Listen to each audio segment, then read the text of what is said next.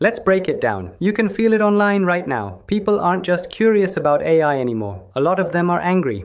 Apps getting roasted in their own comments. Kids deleting tools they used to love. Artists and writers taking tech giants to court. The vibe has shifted from, wow, this is magical, to, okay, this has gone too far. I'm Imran, a Middle East-based analyst who follows tech, economics, and global politics. In about 3 minutes, let's walk through what this anti-AI backlash actually is, why it's getting louder, and what it means for the next few years.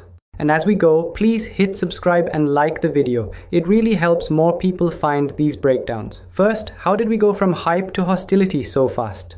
When tools like ChatGPT and AI image generators exploded in late 2022, people were impressed. You could make funny images, write essays, summarize anything. For a while, the mood was, this is cool, maybe a bit scary. But as the months went by, the downsides became concrete. Companies started calling themselves AI first and quietly cutting human contractors. Ordinary users saw AI-generated junk flooding their feeds, their search results, even product packaging. Surveys now show more than half of people in countries like the US are more concerned than excited about AI in daily life. So the first piece of the backlash is emotional. People feel like AI went from helpful tool to unwanted guest invading every part of life without anyone asking them. Quick pause. If this is making the picture clearer, take a second to subscribe. A lot of you watch regularly but aren't subscribed. It's free for you and it helps me keep making these simple explainers. Second, workers see AI as code for "you're fired." Whenever a CEO says, AI will make us more efficient, what many workers hear is, some of you are going home. Language apps, banks, software firms, and call centers have all talked about using AI to reduce hiring or replace routine roles. Young graduates applying for their first job now see job posts that literally say, we're using AI, so we don't need as many juniors. Hollywood writers and actors put AI front and center in their strikes, demanding limits on AI-written scripts and digital doubles. This isn't abstract. If your rent, your kids' school fees, your visa status depend on a salary, AI agent sounds a lot less exciting than the glossy demos make it look. Third, creators feel like their work was stolen to build the very tools that undercut them. Artists, authors, journalists, and photographers have realized their work was scraped in bulk to train image and text models without meaningful consent or payment. AI systems can now mimic their style closely enough that some clients say, why hire you when we can press a button? Big publishers, news organizations, and individual creators are filing lawsuits over copyright and unauthorized training data. So for many in the creative world, AI doesn't feel like a neutral tool. It feels like a system built on their unpaid labor that now competes with them directly. Fourth, ordinary people are tired of AI being pushed into every corner of their lives.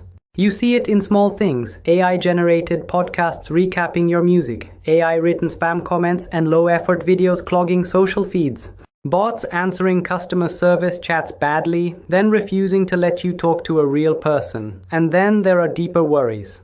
Parents and partners worrying about people getting emotionally attached to chatbots instead of real relationships. Communities angry that huge data centers are being dropped into their neighborhoods, bringing noise, pollution, and power use, but not many good jobs. To a lot of people, the benefits of AI feel distant and vague, while the annoyances and harms feel immediate and personal. So what does this backlash actually do? We're already seeing 3 big consequences: regulation and rules. Governments are moving faster than they did with social media. New AI rules are coming around data, transparency, deepfakes, and workplace use. Organized resistance, workers, unions, artists, and local communities are forming coalitions specifically around AI harms, job loss, surveillance, environmental impact.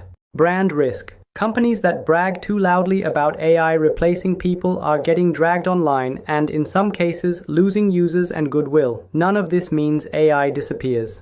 But it does mean the move fast and break things phase is over. We're entering the okay, what are you breaking and who pays the price phase. And that's where political and legal pushback becomes very real. So let's break it down one last time. The anti-AI backlash isn't just fear of new tech.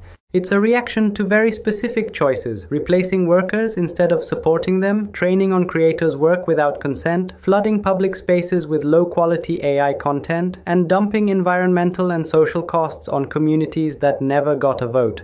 If AI is going to stick around, and it will, the real fight now is over who controls it, who benefits from it, and who carries the risks.